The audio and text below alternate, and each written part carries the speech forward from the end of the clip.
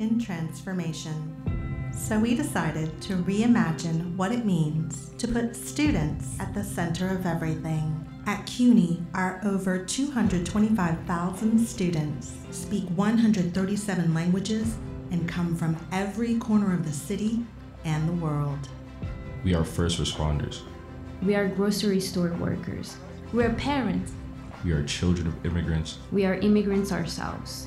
We're ready to seize opportunities and become the next generation of leaders. Yeah. We learn from professors who inspire us to wonder, question, criticize. Change our minds and change the world. We earn the career skills that employers need in this ever-changing job market. 80% of us stay in New York City after we graduate, bringing our grit, skills, and talents with us. We represent the beautiful and complex diversity of our city and our state. In this spirit, we bring you CUNY Lifting New York. CUNY on three, 1, 2, 3. A pledge to transform our university into a place where we don't just survive, we soar. CUNY Lifting New York means providing students and faculty with the tools they need to succeed. CUNY Lifting New York means giving our 300 buildings and 25 campuses the TLC they deserve. CUNY Lifting New York means expanding our research that serves local communities and changes lives for the better. It is the pursuit of dreams in the name of equity, opportunity, and social justice. It's all of us working together to do right by the city we love.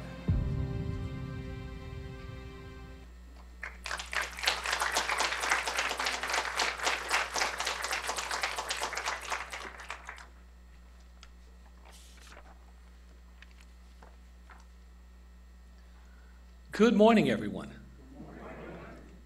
It's hard to see up here, but honestly, I will say it was a great-looking crowd before I got here and in the lights. Good morning, everybody. I'm Bill Thompson, and I have the great honor of serving as the chairperson of the City University of New York's Board of Trustees.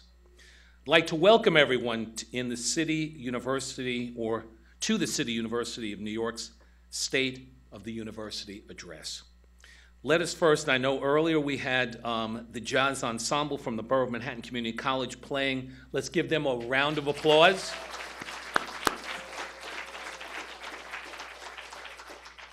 Some of our jazz musicians there have had a busy few days. Less than a week ago, 4 students in the ensemble played at the Perlsman Performing Arts Center, the dazzling new theater near the World Trade Center.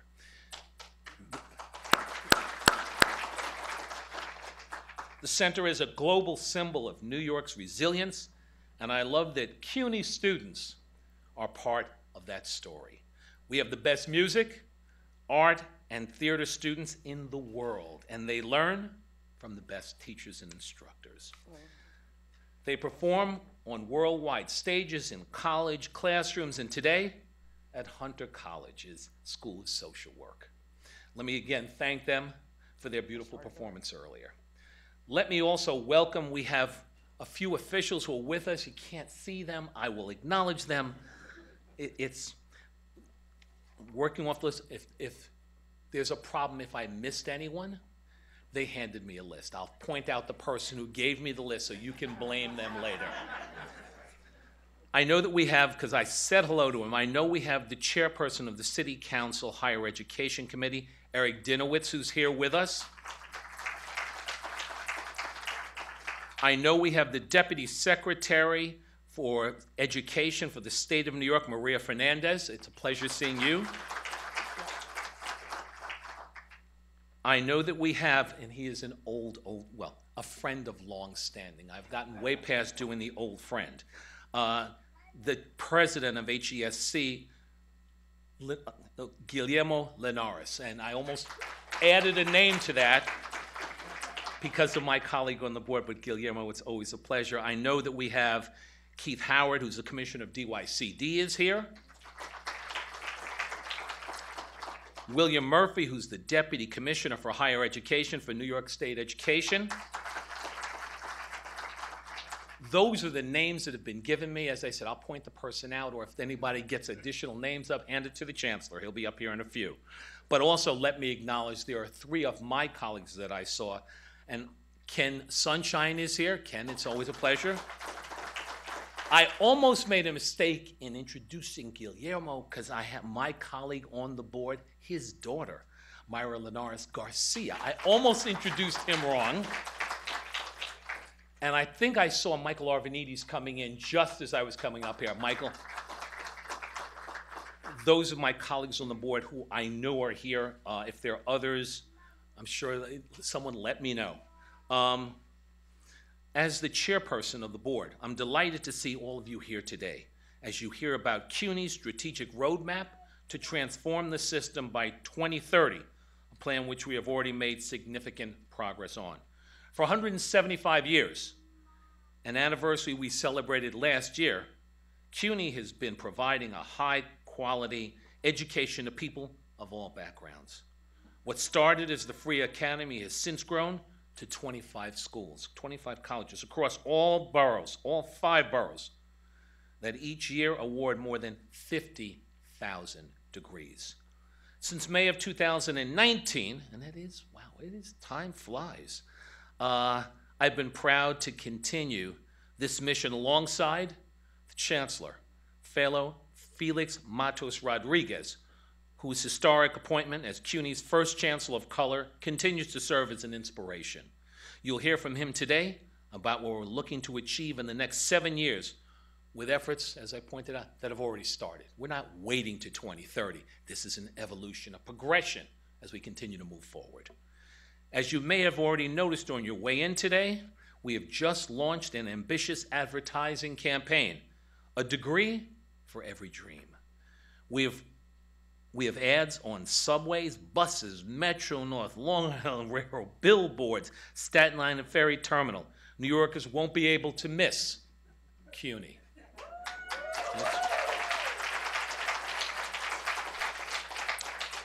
Representing our university proudly on these ads are our students, pursuing those degrees across our campuses. Some of them are here today, so let's give our students who are in this room a hand.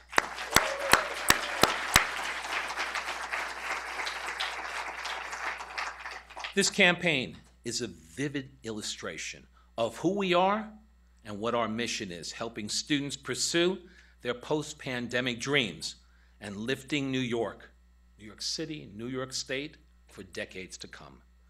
But don't take my word from this. I want to introduce one of the stars of the campaign, Jessie Duran. Jessie was raised here in Manhattan, uptown in Washington Heights. And after starting college, had to pause because of a debilitating chronic illness. Because of surgical complications, she became paralyzed and a wheelchair user. But that didn't stop her from pursuing her dream to earn a college degree. She just earned an associate degree in human services from BMCC this past spring, where she won the prestigious Blackstone Launchpad Award for her innovative product design idea. Wheel Eating,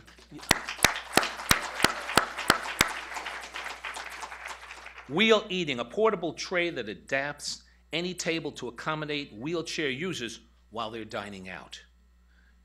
Jessie is continuing with us at CUNY, currently working towards a bachelor's degree in social work at Lehman College in the Bronx.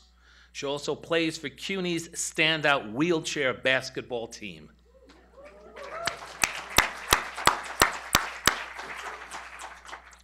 She hopes to continue her education, eventually earning a PhD and opening her own practice. She's here today with her mom, her wife, and her 2-year-old daughter, all of whom I'm sure are proud of her for her journey this far and for all that is still to come. With that, it is my pleasure to introduce you all to yet another of our many talented CUNY students, Jessie Duran.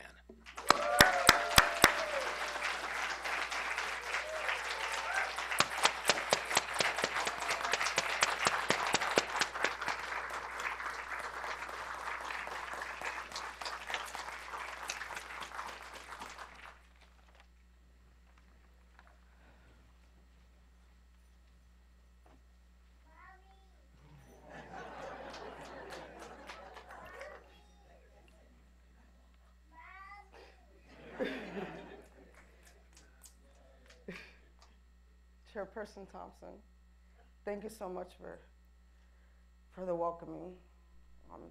It's an honor to be welcomed by the leader of the Board of Trustees of my university and to be today with you all. My name is Jessie Duran. I am proud to be a CUNY family. My own family includes my wife, Erica, a Brooklyn College graduate, and my almost 2-year daughter, Jasmine, a future CUNY graduate. High five. High five. Good job, baby. And they're both here today. I agreed to be part of CUNY's That campaign because I want to inspire other New Yorkers to pursue their dreams of going to college. I wanted to see me, a woman of color, a woman in a wheelchair, and think, if she could do it, I could do it also. I want my daughter to look up on the train, on the bus, and say, that's my mommy. CUNY has given me a chance, a path to move forward that will help me and my family. The university has provided me with support and a community, but returning to college wasn't easy. In 2021, I declared it my yes year. I decided, I'm sorry, everyone. I decided to go back to college. High five. I decided to go back to college and it took me more than a decade because of my health. At BMCC, my professors and my classmates encouraged me to think big. That led me to create Will Eating, a portable lab chair that could connect to any table for people in wheelchair like me to go out and eat. I entered my invention into the Blackstone Launchpad idea competition, and I won. I won the national round for best consumer product and services.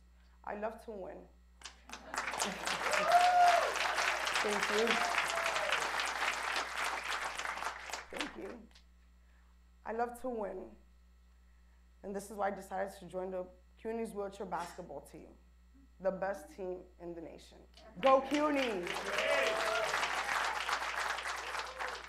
Playing has built my confidence, taught me teamwork, and has helped me channel my competitive spirit. Last spring, I graduated from my associate's degree, and now I'm pursuing my bachelor's degree in social work at Lehman College. I hope to open my own practice one day. My CUNY journey isn't just about my dreams, it's about my parents' dreams. They immigrated to New York City from the Dominican Republic, hoping they'll give their daughter a full life of opportunities. Seeing me win awards, win basketball games, and literally being the face of success for CUNY, bless you, is so satisfying to me. And now for the next milestone. Introducing Chancellor Felix V. Matos Rodriguez, CUNY's first chancellor of color, our first Latino in the position. I first met the chancellor back in June at my graduation. I expected him to shake my hand and congratulate me. He did just that. He also asked questions. He wanted to learn what motivated me.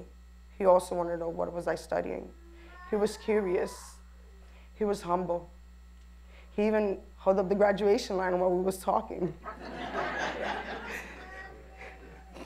Chancellor Matos Rodriguez understands what makes CUNY special is the students.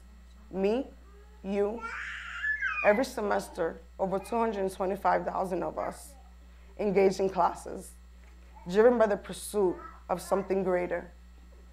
So thank you, Chancellor, for having me here today and for working to make our system a better for all of us. I look forward to hearing you, how we all can help transform CUNY, because one day, hopefully not too soon, Jasmine will trade in her CUNY onesie for a cap and gown. Thank you.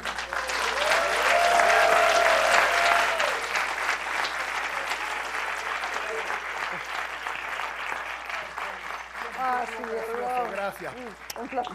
Gracias. Gracias por inspirarme. No, a ti. Okay. We go back to my little high five.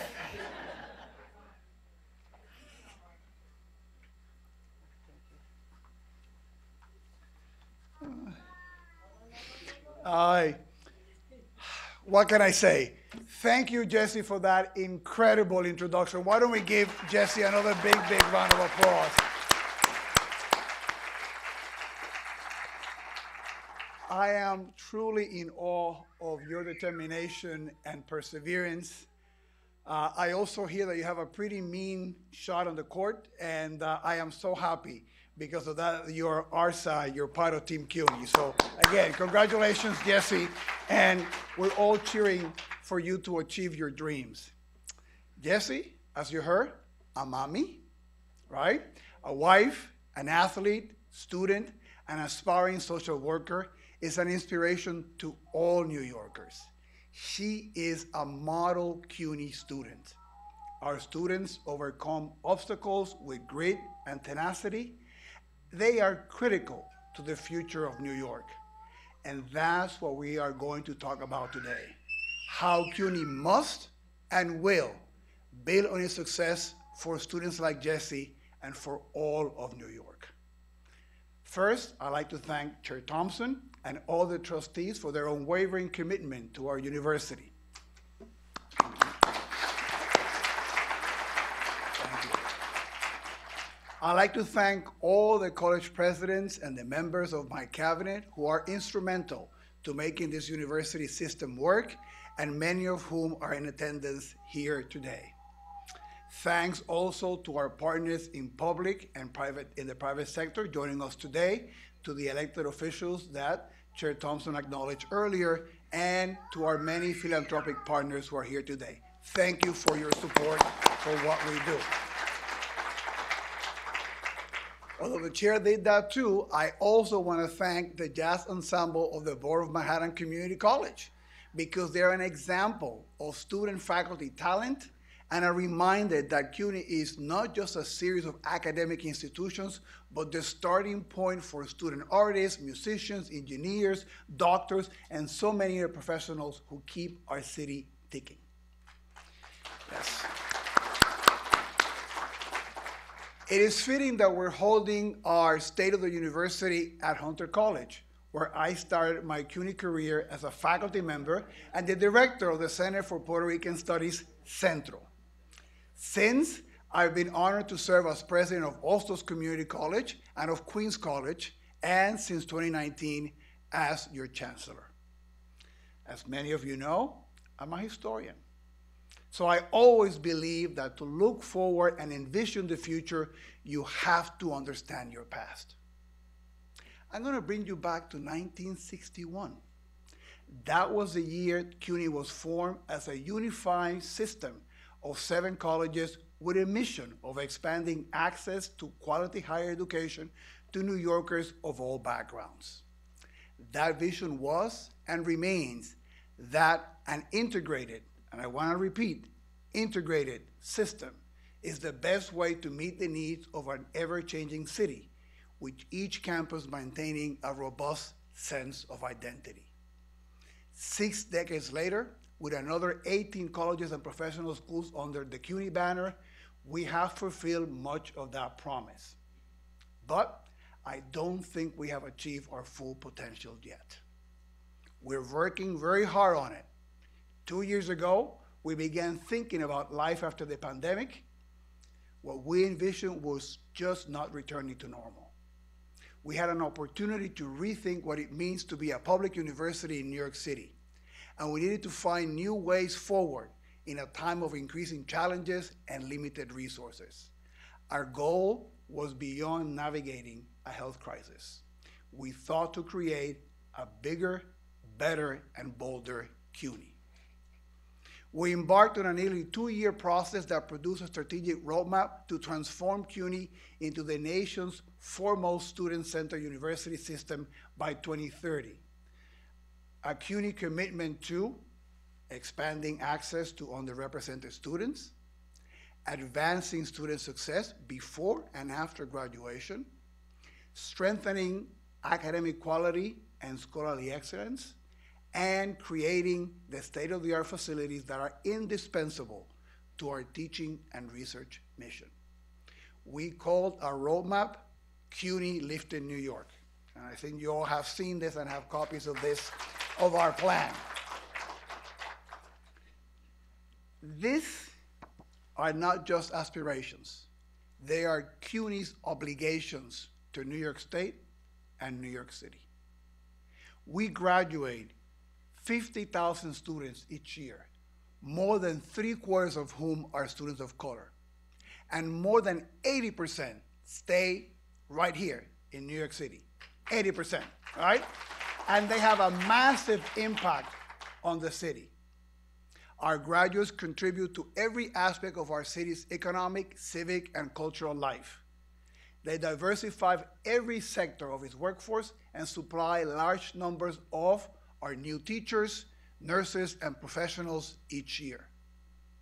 As well as the current New York State Attorney General, the New York City Mayor, the City Council Speaker, several members of Congress, and I could go on, but you get the point about our impact, all right? Our students are clearly well prepared, but they also need reliable and direct pathways to careers. And the city's employers and industries need a pipeline to our graduates. And that's exactly what we're here for. Today, I'd like to offer a vision for CUNY for the next 7 years and beyond. Let me start with one measure of our success: enrollment. Enrollment might sound just like a lot of numbers, but it's fundamental because it means more New Yorkers having a path to a better future. It's a tangible measure of how well we're delivering on our core mission of providing access to a first-rate education to everyone in our city, regardless of means or background. I am sure everyone here is well aware that the pandemic hit CUNY, as it did universities and colleges across the country, really, really hard. But we have a reason to believe that we have turned a corner. For the first time in 3 years, our enrollment is on the upswing. We can all clap to that. Our preliminary data shows our freshman class is up more than 4%, and transfers are up nearly 7%. Enrollment is up at our community colleges, it is up at our senior colleges, and more of our students are attending full-time than ever. It is wonderful to see so many new faces on all our campuses in this fall semester. More students means more access and opportunity. This is good for CUNY, but this is good for New York. Over the next few years, we hope to continue this positive trend by implementing new approaches to recruitment, financial aid, scheduling, and support services, and by being more creative in how we market our programs and attract and retain our students. A key part of our strategy is to meet students where they are. We will do this by building our online offerings and by exploring new models of instruction and scheduling to maximize access and flexibility. We launched CUNY Online in 2021 and now have 175 fully online degree programs with another 30 in development over the next year. We plan to double the number of certificate and degree programs that are fully online by 2030. At the same time, we are strengthening our partnership with the New York City Public Schools. Yesterday was a beautiful day. I was with Chancellor Banks at the City College Academy of the Arts, one of our 20 early college high schools, where we handed out personalized acceptance letters to seniors. It was a magical moment. Citywide, 65,000 high school seniors will be getting personalized welcome to CUNY letters, offering admission to one of our with information about all our colleges and our programs.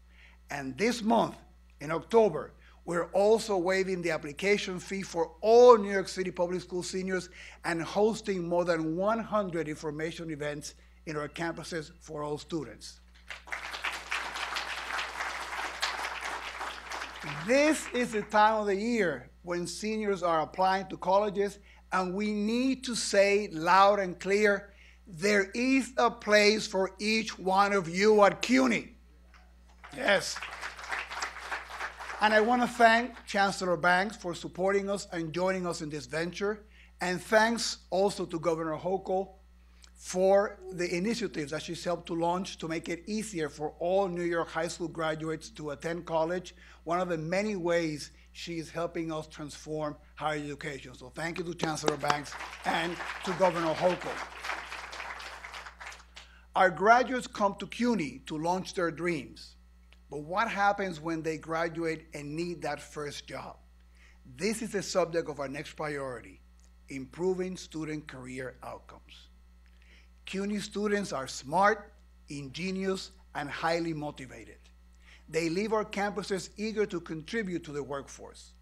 What they don't have often is exposure to expanding fields or professions and the direct connections to employers that they need to begin their careers.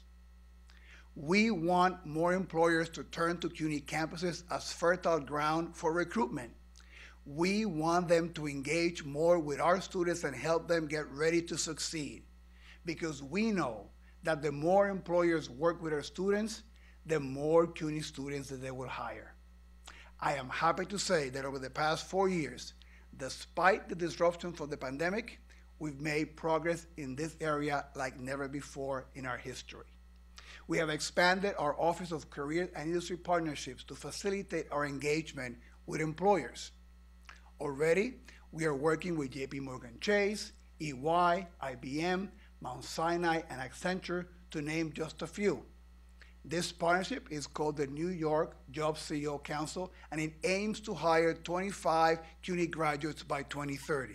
And I want to thank Kristen Barnett, the Executive Director of the Council, who's joining us here today, representing the Council. Another partnership with Centerbridge Partners, Goldman Sachs, and Bloomberg is cultivating and training CUNY students for careers in the financial industry. Centerbridge, a global investment firm, became a founding partner of the CUNY Futures in Finance initiative and hired only CUNY students for their summer internship program this year. And we're also building stronger bridges to well-paying jobs in public service. One of my favorites is the CUNY MTA internship program, marrying two of New York's most iconic signature brands. Our only problem in this program is that it's too popular. The program received in its first year more than 16,000 applications for just 150 slots in the first year. I'm sure the MTA is going to do something to increase those numbers soon. But we have many partners helping us to pursue our ambitious strategy of building a bridge from classroom to career, but we clearly need more to follow their lead. That is why I invite more New York employers to partner with CUNY to open doors to our graduates. We need you, and more importantly, you also need us. But working with industry partners alone won't get the job done. Our faculty or staff are the essential partners of career success. One of our biggest steps forward this year is an exciting new initiative to integrate career connections into the curriculum for all majors. This idea came from our faculty.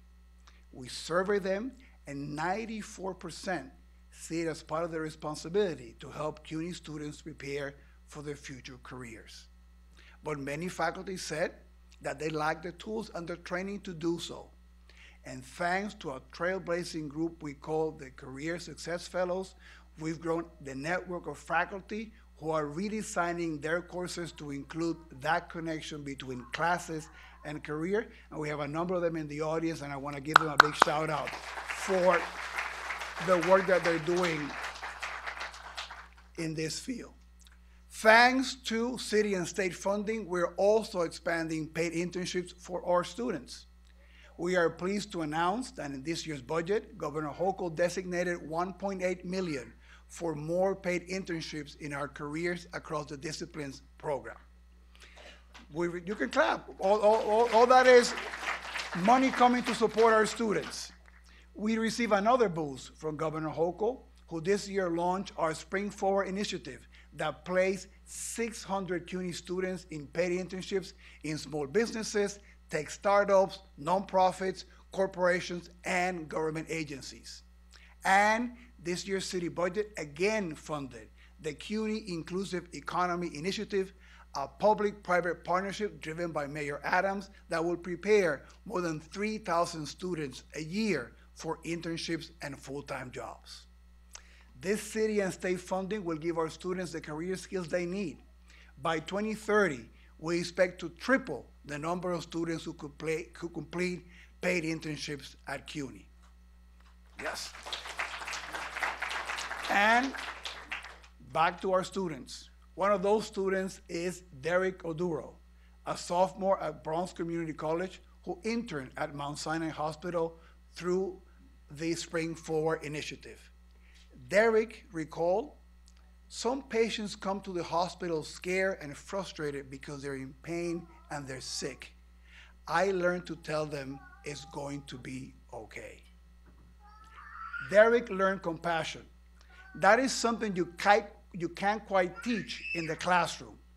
That comes from one-on-one interactions with patients who might be coping with the worst day in their life. Derek, who couldn't be here today because he didn't want to miss class, so we want to give a shout out to Derek, right? Derek is like half of all our CUNY students, the first in his family to attend college. 75% of all our students are also students of color. We have an obligation to help these students achieve their dreams, which brings me to our next priority, which is addressing historical inequities. Over the past years, we've developed innovative academic support programs that have had a significant impact on retention and graduation rates for students from underrepresented groups. CUNY, for example, is partnering with the National Institute for Student Success at Georgia State, a national leader in the use of data-driven diagnostics research to improve student retention, graduation rates, and achievement. The Institute is in the middle of an intensive 4-month process working with 5 CUNY colleges, analyzing their unique data and practices. This process will result in a customized playbook for each of the 5 campuses to help them shape practices and programming.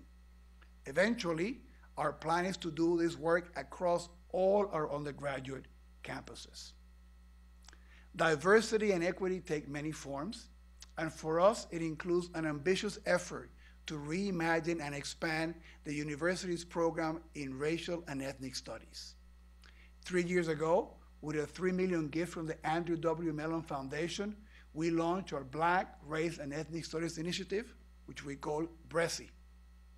Today, BRESI has funded 126 projects involving faculty, students, and staff at every level and on every campus, all seeking to advance the way our university, our city, and our society understand and engage with the complexities of race and ethnicity.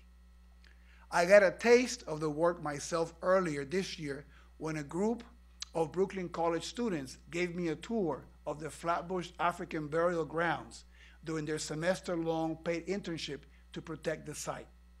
Some of the BRESI faculty and scholars are here, so let's give our faculty a big, big round of applause. Equity isn't only about race or ethnicity or socioeconomic status. You met Jessie a few minutes ago, and she represents our nearly 10,000 students with disabilities.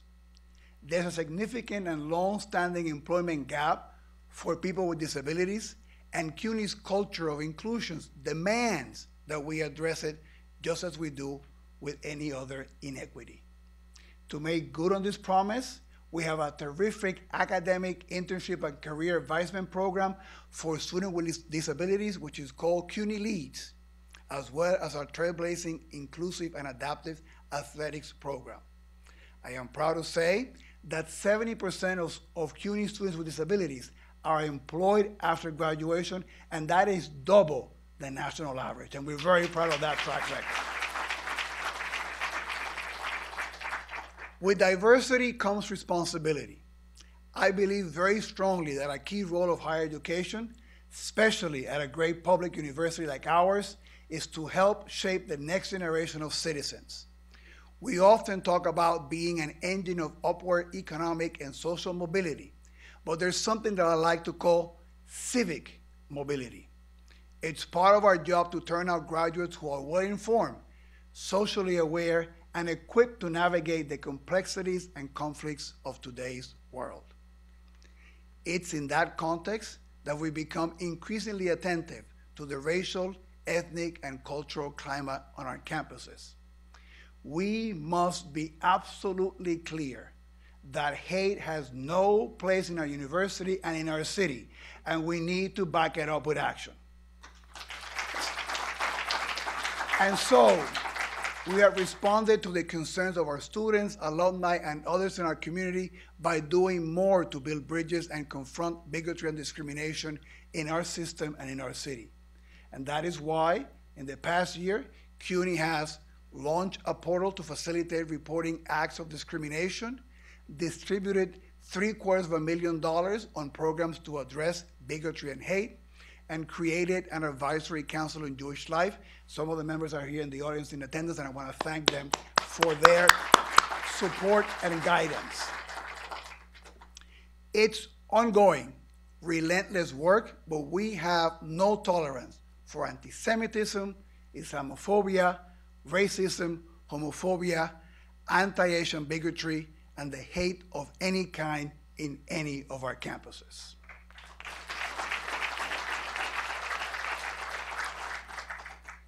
No university can claim to be student-centered without being attuned to how long it takes students to graduate and whether there's an institutional obstacle that delay them in an unnecessary way. What we know is that the students' time to degree completion directly correlates with their likelihood to graduate. And the effect is amplified for students of lower socioeconomic backgrounds who often have fewer safety nets. At CUNY, many of our students earn associate's degrees at one of our 7 community colleges and then transfer to one of our 11 four-year colleges. But there have been flaws in our transfer system. Many students who have earned associate degrees lose credits toward progress in their major when they transfer to a bachelor's program in the same major at a senior college. It's a vestige of the era before 1961, when the city's colleges operated independently, and an important area where we have fallen short of the vision of a fully integrated university. But we're fixing it. By the end of the next year, students will be able to transfer without losing credits earned in a major when they move between CUNY colleges. And we estimate that the improved process will save students who transfer, on average, 4 excess credits and $1,220 in tuition by the time they graduate.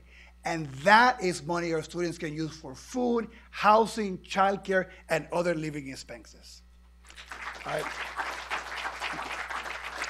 I want to thank and give a shout out to Chair Thompson and our committee board of trustees for their leadership in moving this important issue forward.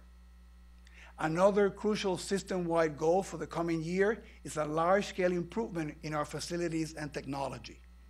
The university has nearly 300 buildings, and their average age is more than 50 years. Some are far older than that. Bringing our facilities up to modern standards at all of our campuses is one of our most urgent challenges and crucial commitments. We are in the midst of a 5-year capital program totaling $5.5 billion, and we are grateful to Governor Hochul and the state legislature for their investment and their support.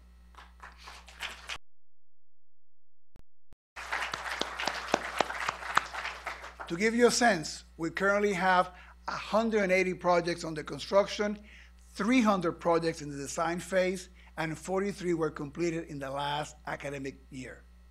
These projects range from a new nursing center at Lehman College to roof replacements and HVAC upgrades at 5 of our senior colleges. And HVACs might not sound incredibly sexy, but didn't we learn how important they were during the COVID pandemic? So, when you consider CUNY's footprint in the city, you realize what an important role our colleges play as an educational, cultural, and economic anchor in each of their communities. This summer brought a great example of this with the opening of the Louis Armstrong Center in Corona, Queens. The new center, across the street from the Louis Armstrong House, a national historic landmark overseen by Queens College, would expand Armstrong's legacy as a music icon and celebrate his connection to the community that he loved. And if you have not been to the center, you have to go. It's a wonderful space. One of the projects that we're also most excited about is the transformation of Hunter's College Brookdale campus into a state-of-the-art jobs and education hub in Kips Bay to be called Spark, the Science Park and Research Campus, and slated to be open in 2027. This historic investment from the city and the state that our governor and mayor announced last October will make New York a global leader in creating and attracting jobs in life sciences, healthcare, and public health, and it will create a pipeline from local public schools to CUNY, and from CUNY to careers in these growing and essential fields. But there's another way that CUNY has a profound impact on the city, and it's one that is sometimes overlooked. Our cutting-edge research is steadily on the rise with growing support from public and private funders. Last academic year, we raised $633 million in sponsored research, a record high for CUNY. And because we know the quality of our faculty and researchers, we don't want to stop there. Our goal is to increase that number by 20% by the end of the decade. And it is not just about the economic impact of our research enterprise measured in dollars. It is also about how this work improves the quality of life of all New Yorkers. Our more than 10,000 researchers and staff are working to alleviate disparities in public health and pursuing advances in computer and data science and biomedical engineering, to name just a few areas of public impact. Now, let me tie this all together for you as we come to the conclusion of my address. Everything I laid out today is critical to meeting the promise to lift New York City. When we talk about improving our students' career outcomes, we have to back it up with actions that make our goal possible. Creating partnerships with employers and embedding career development in our classrooms are key. But so are the measures we're taking to keep students in school and on track to graduate and join the workforce. Our vision needs to be broad enough that everything we do helps to reduce long-standing educational, economic, and social inequities. Improving our facilities does that. So does building up our research enterprise. Everything is connected. We have been aspirational, and we will be accountable. From now to 2030, we will publish our goals every year and provide updates about our progress on our website on an ongoing basis. Yes. We are also very aware that these are challenging times for our city and our state. But we also know that we have overcome difficult challenges at other moments by investing in education. And so we thank our partners in government, industry, and philanthropy, and we call on them and all New Yorkers to help fulfill our ambitious, transformative agenda. CUNY is a vast and complex and wonderful institution, a community more diverse than any educational system in the country and with a rich historical legacy. Over 175 years, no university system in America has done more to advance the ideals of access and opportunity or to elevate and expand the middle class. Now, that legacy falls to us. Our mission has never been more clear. CUNY will be an indispensable part of lifting New York. We are committed to doing that better, smarter, and in more ways than we ever have. This is our promise to our students, to Jessie and her daughter, to our faculty, to our entire community, and to all of you in New York. And with all of you behind us, we will rise to the challenge. Muchas gracias and thank you very much.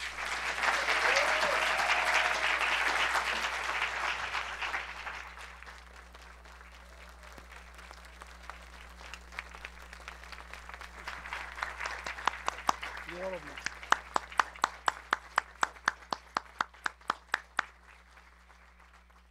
And now the voice of God will direct us to the outside where we can have some fellowship. And again, thank you for being here and being supportive.